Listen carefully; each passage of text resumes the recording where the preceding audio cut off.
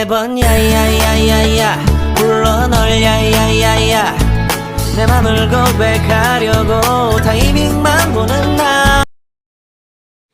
The mansion at night was always quiet in a way that felt heavy, like silence pressing down on your chest. It was the kind of stillness that carried secrets, as though the walls had heard every plan, every deal, every thread that whispered in your brother's world. Most nights, you kept your distance from it. You stayed in your room, locked away with your books, your music, letting the laughter and the hushed voices from downstairs fade into the background noise. But tonight, sleep refused to come. You tossed and turned until frustration made you huff, pushing the blanket away. Your throat was dry, and the thought of water became an excuse to leave your restless bed. The floorboards were cool under your bare feet as you padded towards the kitchen, your oversized t-shirt brushing your thighs, hair loose and a messing from rolling around on your pillow. The dim light over the counter was already on. You frowned, slowing your steps. The house should have been asleep by now, but as you turned into the doorway, your breath caught. Jungkook was there. He leaned against the counter like he owned it, one ankle crossed lazily over the other, a glass balanced in his tattooed hand. His black hair clung to his shoulders and chest, sleeves rolled up just enough to expose the veins that ran down his forearms. His head tilted slightly as he looked up at you, strands of dark hair falling into his eyes, and the small, knowing curve appeared at the corner of his mouth. Your stomach tightened at the sound of his voice, deep and rough around the edges from the late hour.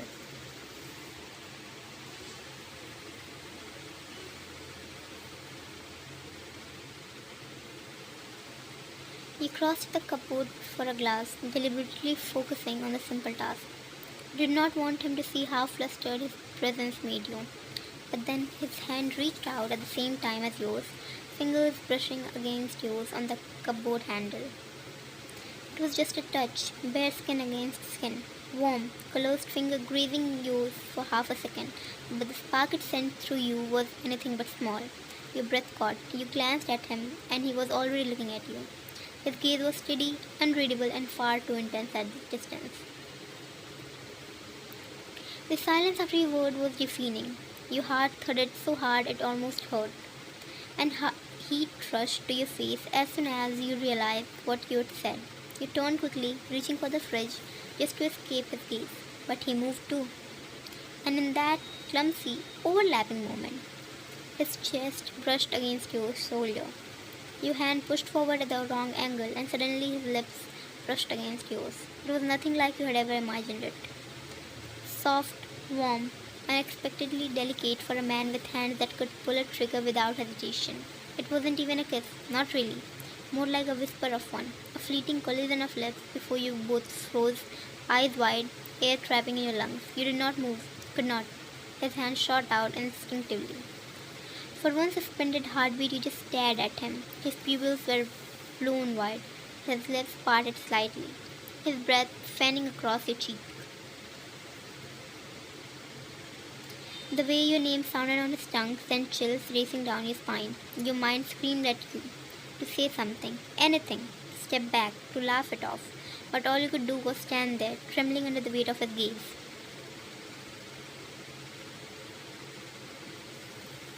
His grip on your waist tightened for just a second before he let go.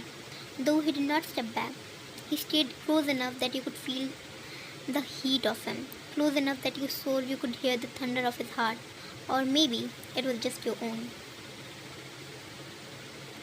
You swallowed hard, every nerve in your body on fire. The kitchen felt smaller now, suffocating with tension, the air thick and charged. He smirked then, but it wasn't playful this time. It was slower, heavier, a smirk that carried weight, a promise. Your chest tightened so sharply it hurt. You opened your mouth, but no sound came out. You wanted to protest, to tell him he could not say things like that. Not when he was your brother's best friend, not when it was forbidden in every possible way. But your body betrayed you, because deep down, you wanted him to make good on that premise. He must have seen it in your eyes, because his smirk softened just a little.